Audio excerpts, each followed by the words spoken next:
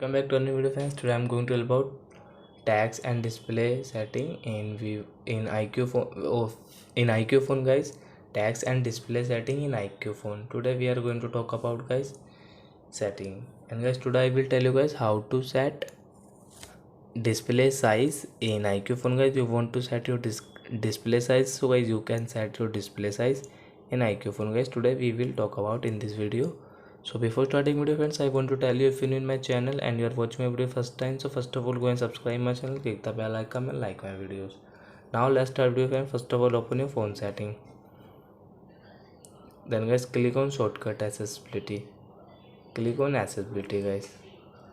Text and display, and guys click on display size.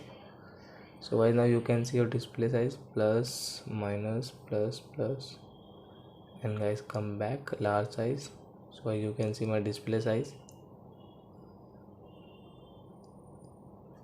So I think, friends, you have understood how to set display size in Iqoo phone. So that's it, guys. Thank you for watching my video, guys. Now we will meet our next video with the topic.